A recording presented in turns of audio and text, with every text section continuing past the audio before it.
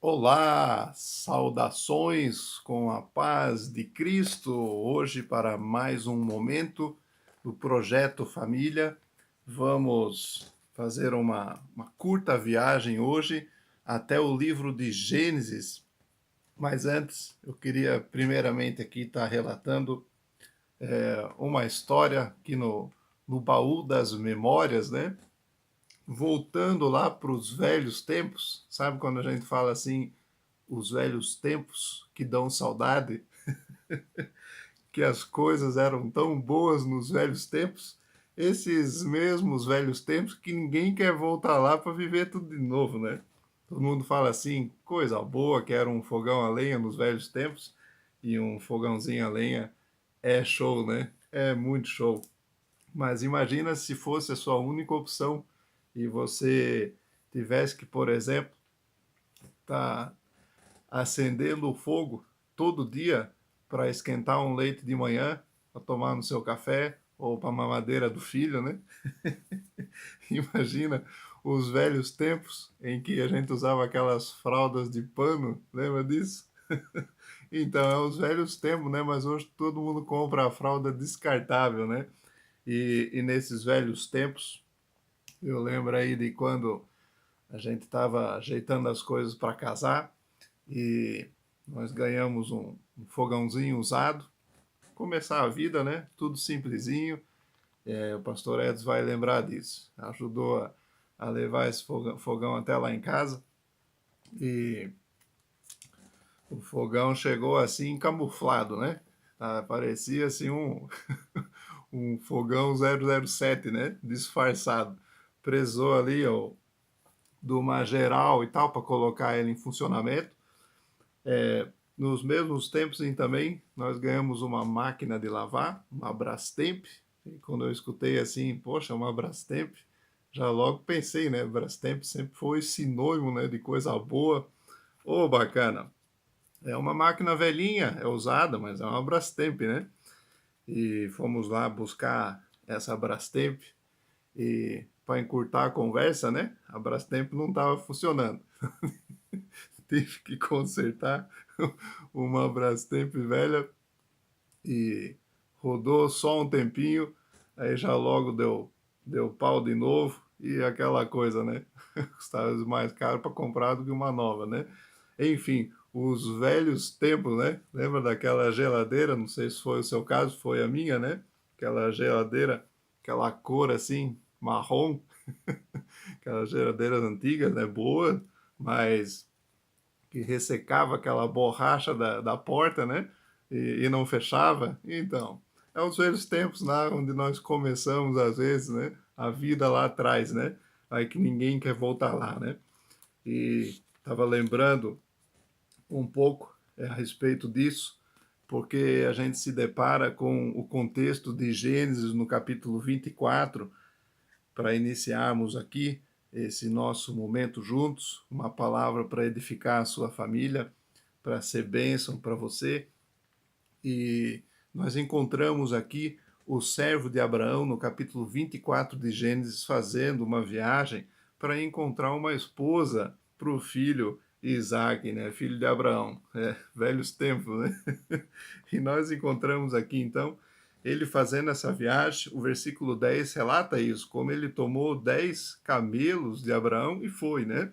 E partiu rumo à Mesopotâmia para a cidade de Naor, lá onde, primeiramente, Abraão deixou seu parentesco, toda a sua parentela, e foi para a terra que Deus iria mostrar, né? E nós encontramos aqui, então, ele chegando lá fora da cidade, fez os camelos se ajoelharem junto a um poço de água, o versículo 11 relata isso, a hora em que as moças saíam para tirar a água, isso acontecia de tarde, né? E eu fico aqui pensando, né? Hoje, talvez, você tenha um fogão novo, uma geladeira nova, uma máquina de lavar boa, enfim, né? Nós tivemos várias outras depois daquela Brastemp, e, e uma coisa é certa, né? Nós estamos falando de um tempo em que, para se ter água dentro de casa, tinha que se ir lá no poço tirar. E outra coisa, os nossos antepassados viveram em tempos que tinham que também tirar água do poço, mas cada um tinha o seu, né? Aqui nós estamos falando basicamente de uma época em que o poço era para a cidade toda, geralmente, né? E nós encontramos aqui, então, a galera toda se reunindo, né? Vamos dizer assim, um momento comunitário, né? Normal do dia a dia, de ir lá se tirar água. E a gente tem água encanada dentro de casa, nós temos as máquinas tudo conectada, tudo é só apertar um botão e funciona tudo, né? E às vezes ainda a gente fala dos velhos tempos, né? É só para a gente rir um pouco aqui, né? E encontra-se então aqui no decorrer desse contexto a história de Rebeca e como, por um sinal de Deus, o servo de Abraão entendeu que ela era então a resposta de oração que ele tinha feito a Deus, né? E nós encontramos um relato a respeito da moça no versículo 16, quando fala que ela era muito formosa, ela era muito linda, e também era virgem, né? Duas coisas então que nós sabemos dela para começar a história aqui. Mas não é o que o servo estava buscando, não era o que era importante para se encontrar numa esposa. E vale-se dizer, né, o que seria de utilidade naquela época você ter uma esposa linda, vamos dizer assim, só linda, né, que tivesse apenas ali como qualidade uma beleza física.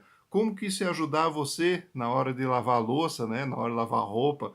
Como que ia ajudar você nos desafios do seu dia a dia, desafios que a gente já não tem mais hoje em dia, que mais naquela época eram desafios.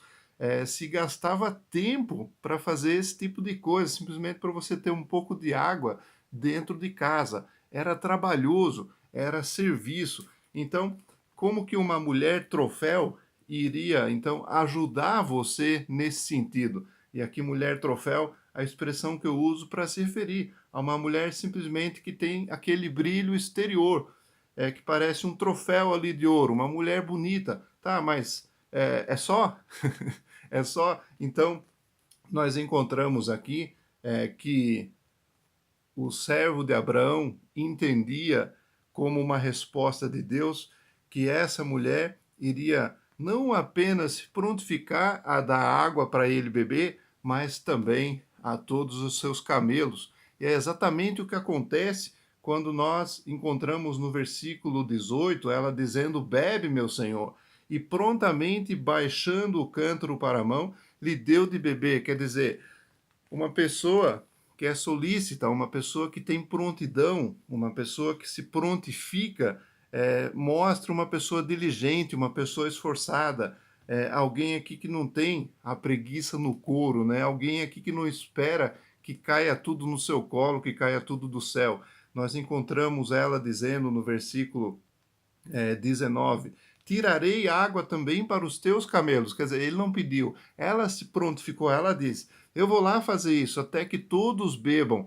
E o versículo 20 mostra como ela se apressou em fazer isso. Então, nós vemos aqui essa prontidão, mas nós vemos também essa diligência. Uma mulher diligente, uma mulher, como a gente diria nos dias de hoje, né? Trabalhadeira, né? E nós percebemos como ela correu até o poço para tirar mais água.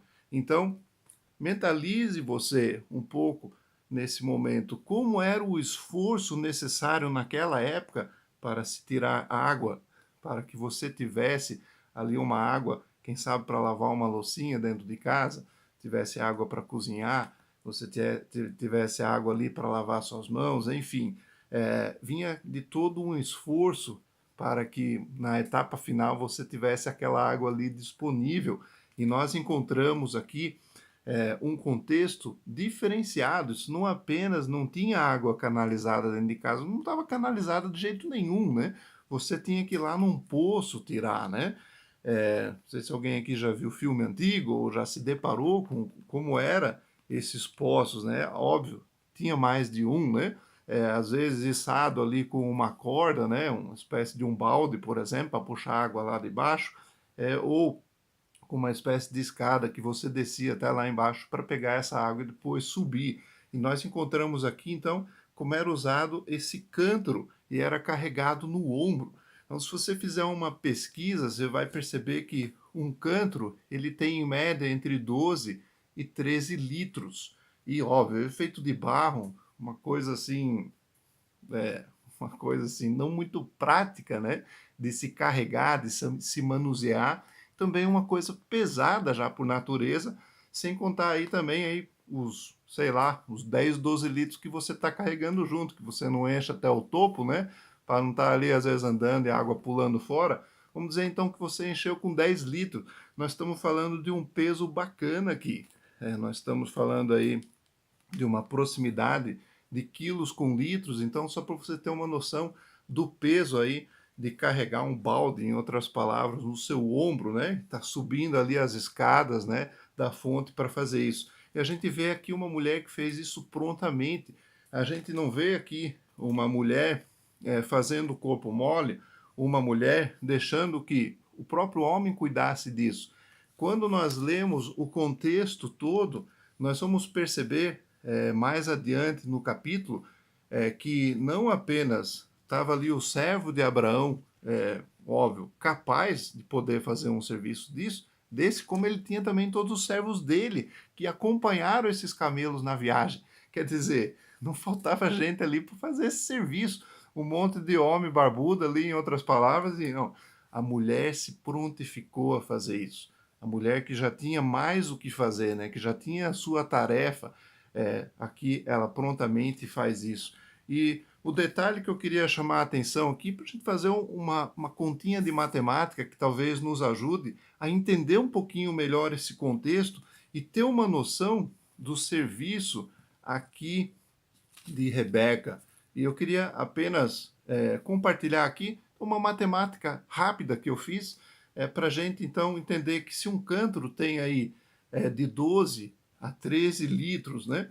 E nós estamos falando em 10 camelos, tá? Que bebem tranquilamente uma média de 100 litros de água cada vez que vão beber. O camelo não é conhecido por tomar um golinho de água como a gente, né? Quando está com sede, especialmente depois de uma longa viagem. Então, nós estamos falando de camelos que têm esse hábito, em outras palavras, de encher o tanque quando bebe, né? E geralmente, após uma viagem, aí estão com o tanque vazio. Então, o camelo, como eu disse, ele não vai dar aquele gole ou dois, né? Beleza, depois eu tô com sede de novo, eu tomo mais um pouco. Não era assim, né? Principalmente naquela época e naquela região, onde não tinha água assim disponível em toda parte, né? Simplesmente o camelo ir lá beber água quando ele quisesse. Então, nós estamos falando de regiões áridas, nós estamos falando de águas que só estavam disponíveis após um poço ser cavado, por exemplo, né? Então, na média, você pega aí um camelo sedento, ele vai beber pelo menos 100 litros de água. Para fazer a conta aqui ficar mais fácil, né? 10 camelos a 100 litros de água, nós estamos falando de 1.000 litros de água. E contando aqui, então, que esses 1.000 litros de água sejam aí, então divididos por quanto um cântaro cabe, que são 12 litros, mas vão arredondar para 10, né, para facilitar a conta. Você não encheu tanto ali o cântaro, né, para não sair derramando. Então, nós estamos falando de 1.000 litros divididos aí pela quantidade de litro que um cântaro tem, arredondando para 10, nós estamos falando de 100. Você precisava ali, então, de 100 cântaros para estar ali colocando a quantidade de água, pelo menos o suficiente para esses camelos todos beberem. Então, nós estamos falando de 100 viagens até o poço. Você descer lá embaixo na fonte do poço, né?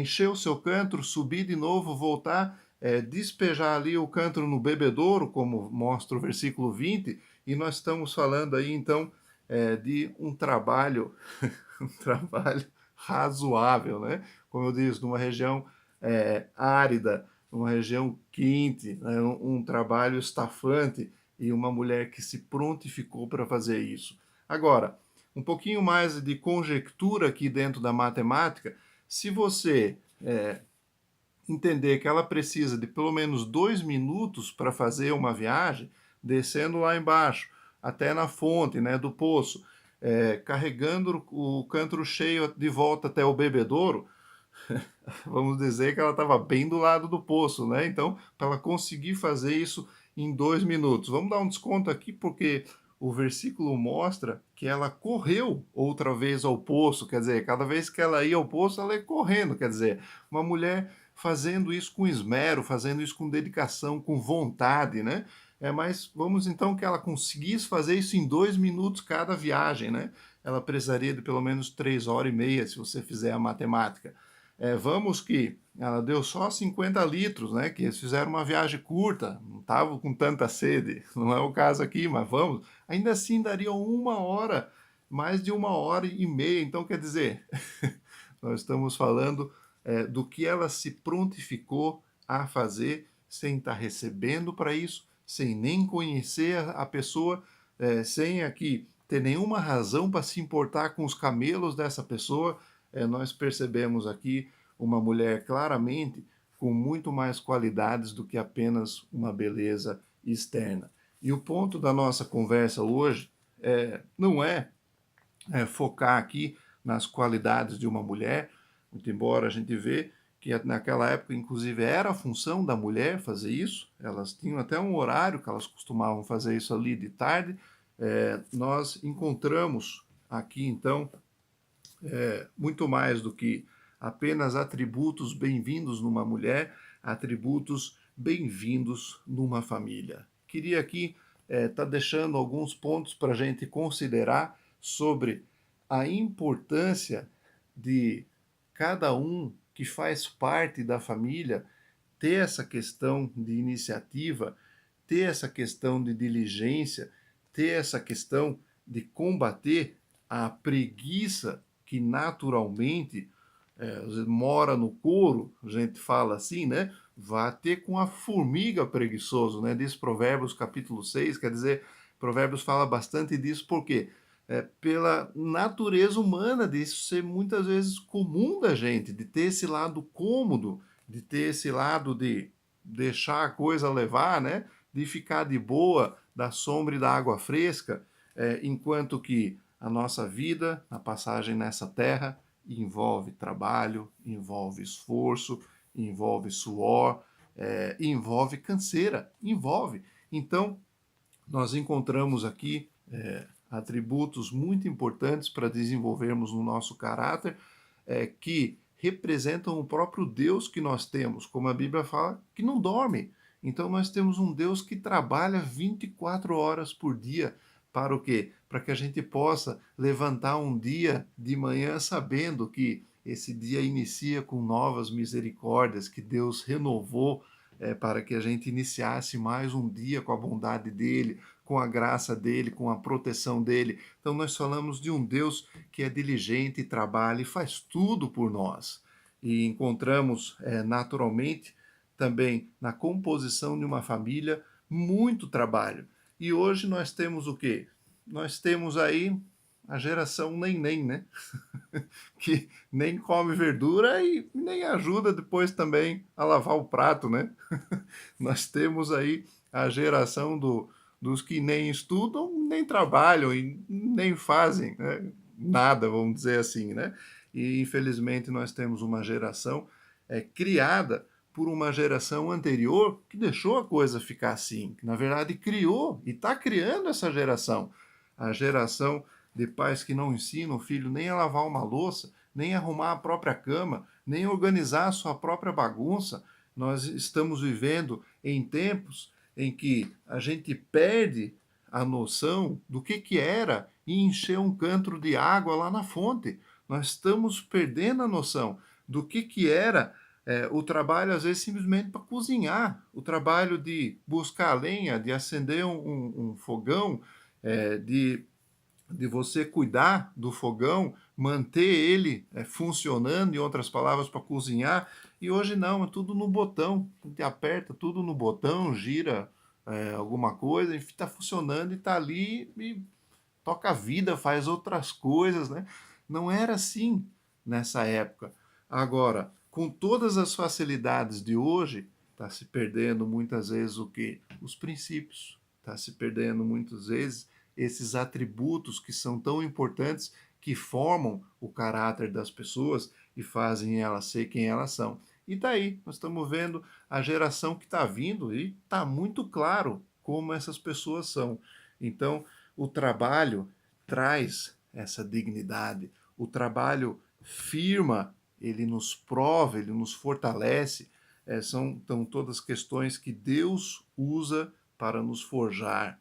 E os pais também precisam usar para forjar os filhos, para forjar o caráter deles, para estar amadurecendo eles com responsabilidade com todas essas coisas. Então, essas coisas são muito importantes para a gente refletir sobre o funcionamento da nossa casa e a saúde familiar aqui em todos os aspectos. Antigamente se dizia uma casa cheia de filhos era bom porque, como diz a palavra de Deus, quanto mais flechas na mão do guerreiro, melhor, né? Um salmo aqui, que é o Salmo 127, muito conhecido, né? Um salmo que o pastor Edson e eu temos em comum de gostar tanto, que fala essa questão, né? Herança do Senhor são os filhos, o fruto do ventre e o seu galardão. Mas ninguém mais hoje quer o fruto, ninguém mais hoje quer o galardão, quer a recompensa, quer a bênção de Deus. Isso é herança do Senhor, todo mundo quer herança, né? Herança dos pais, mas de Deus ninguém quer mais. Mas o que eles entendiam naquela época? Ter um monte de filho era ter um monte de homem, né? Um exemplo aqui, né? Que podia então empunhar armas, né? Podia ajudar ali na defesa de uma comunidade, podia ali trazer segurança para o lar. Ter um monte de filhos, aqui não digo só os homens, óbvio, né? Eram que eram então mais frutos do trabalho, né? Podia se produzir mais, podia se plantar mais, se colhia mais, né? Então nós temos aqui um entendimento. Antigamente o que de uma família grande produzia mais, trazia mais bênção, rendia mais, porque todo ele tomava parte. Não é que nem hoje que os pais estão se matando, que a mãe também está trabalhando fora, para o quê? Para aumentar a renda familiar, né? Para poder ficar sustentando o marmanjo, né? Poder aqui ficar alimentando um monte de chupim, né? Então, desculpa aqui usar essa linguagem forte, mas a realidade é de que hoje muito pouco se ensina as crianças a tomarem parte da família. Estão ali usufruindo, estão ali partilhando das bênçãos, sim, também tem que tomar parte do trabalho. Então, nós precisamos sempre cuidar da nossa família, educar os nossos filhos nesse sentido, já desde cedo, tá distribuindo as responsabilidades, tá fazendo o filho entender de que se alguém suja, alguém tem que limpar. É para a gente poder comer, alguém tem que preparar comida e assim por diante. Então, essas coisas são importantes. As crianças às vezes querem participar de aula disso e daquilo, né? Quer fazer ali tocar um instrumento, quer fazer ginástica, quer fazer balé, enfim, né? Mas muitas vezes não entende que também precisa tomar parte, né? Que nós não estamos aqui para suprir tudo que o nosso filho quer e às vezes não está preparando ele com as coisas mais importantes, que são as ferramentas que ele vai levar para a vida. Então precisamos entender, o filho quer ter um coelhinho, quer ter um cachorrinho, pô, o mínimo, né? Então, essa criança cuidar, ajudar ali a manter esse bichinho, né? Nós temos os coelhinhos aqui e é fácil, seria muito fácil para mim, só comprar ração. Pronto, fechou. Isso é muito fácil, né? Só quer saber, lá no jardim, né? Cresce um monte de grama, capim, então vão trabalhar, vão cuidar, todo dia tem que ir lá cuidar dos bichinhos, né? Mas é o suficiente? Não, não é. Então, lá próximo ao jardim tem um campo lá. Aí cresce um monte de capim lá doidados. Alguém tem que ir lá colher, tem que ir lá levar todo dia capim para eles. Então, quer dizer, é fácil eu comprar, tenho a condição de comprar a ação, beleza, essa não é a questão. A questão é que eu preciso estar preparando meu filho para que seja diligente. Então, nós temos um apelido carinhoso aqui em casa para as crianças que nós chamamos eles de Rebecas, né? Aqui, óbvio, né? Para que não se entenda mal, né? nós aí damos uma mexida no nome da Rebeca para masculinizar, né, meus? Aqui é tudo filho macho, né? Com exceção da Helena. Então, por enquanto, a gente usa esse apelido carinhoso, mas é porque para evocar, para trazer à mente a lembrança justamente da história de Rebeca e do que a gente pode aprender com ela. E os nossos filhos têm aprendido muito com a Rebeca, de entender que a gente cabe ter essa diligência, cabe ter essa iniciativa, cabe ter essa questão de se esforçar e de se prontificar, de tomar parte, de fazer parte do seu lar. Um dia também você será emancipado, você será um adulto, essa criança, o seu filho será um adulto. E aí, quem que vai estar apertando o botão para ele? Entende? Então, nós entendemos a importância aqui de preparar os nossos filhos e também de que, como pais, nós possamos passar esse exemplo também, não como pais que nem fazem nada e nem ajudam em nada, não. Pais que têm essa diligência, que têm esses traços de caráter, que podem mostrar isso na prática, a importância para os nossos filhos terem esse exemplo e poderem cada vez mais serem moldados nessas características. Tudo nessa vida, nessa passagem aqui, vai estar pautada nisso, incluindo, por exemplo, uma casa abençoada, uma casa farta. Né? Por quê? Porque veio do suor do trabalho. O ajuntamento vem da diligência. A palavra de Deus fala que o diligente prosperará. O livro de Provérbios fala muito, tanto para pais como para filhos, e nessa questão do trabalho.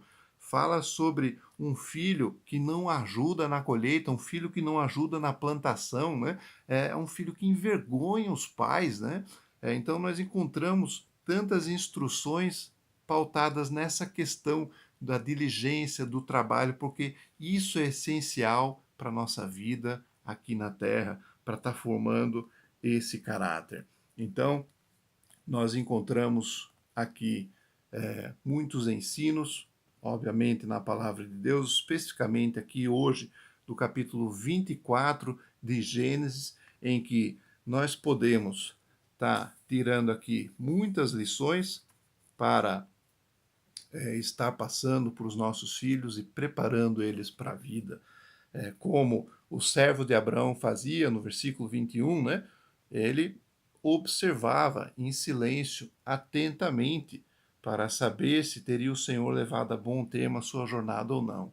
E também, como pais, nós precisamos estar observando atentamente os nossos filhos. Nós precisamos estar acompanhando eles nessa jornada. E nós precisamos entender também que assim não apenas estamos obedecendo, mas estamos honrando a Deus.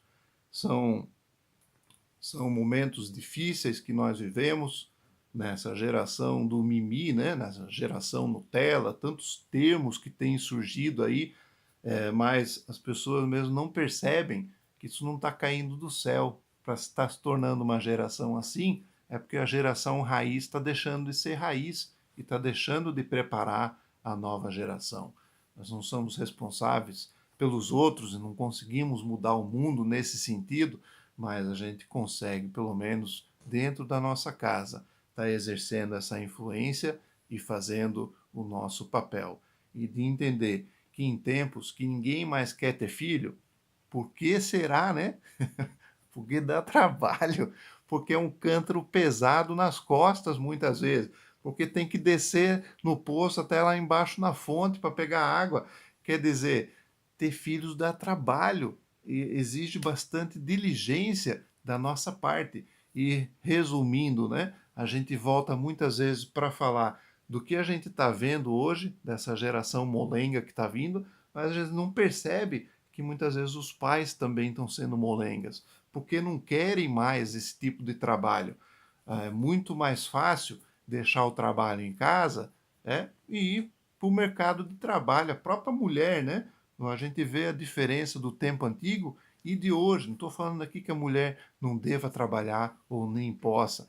Pelo contrário, ela faz parte da família e a família tem o seu planejamento e tem o seu lugar. Agora eu digo, a própria mulher há de concordar que é muito mais fácil.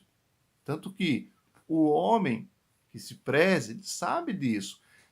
Botar o pão na mesa, o trabalho que ele faz lá é muito mais fácil do que aguentar a barra todo dia em casa. Quem tem filhos tem que estar criando o trabalho da casa, enfim, né?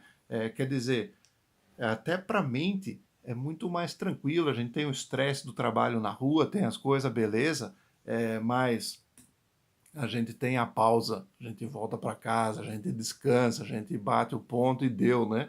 E não, casa é 24 horas. Ter família, ter filhos é 24 horas. Trabalho, são vários anos.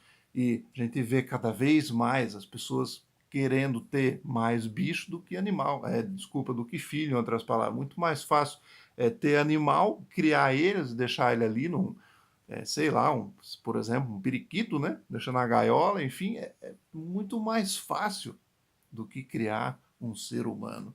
Então, que a gente possa buscar cada vez mais essa herança do Senhor e cuidar isso como se fosse realmente herança, né?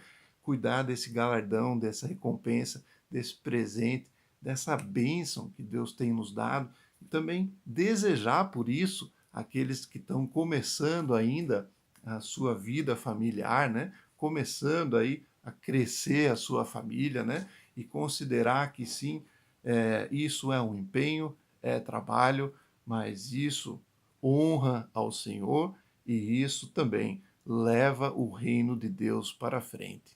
Então, eu queria aqui terminar essa mensagem de reflexão aqui para nossas famílias, que nós possamos buscar cada vez mais essa diligência, não só no nosso próprio caráter, mas também para preparar os nossos desde pequenininho. Não importa se tem ali 1 ano, se tem 3, enfim, quantas coisas já podem estar fazendo com essa idade, que a gente às vezes está deixando sempre para depois, né? Ah, muito pequeno, é muito pequeno, é muito pequeno. E quando vê já está grande e não aprendeu nada, né? Então, que as nossas famílias elas sejam cada vez mais sólidas com esses ensinos que nós recebemos da palavra de Deus e que nós possamos ter sempre em mente que o que a gente faz para Deus nunca será em vão. E criar filhos é para Deus, não são nossos, nós estamos criando para Deus.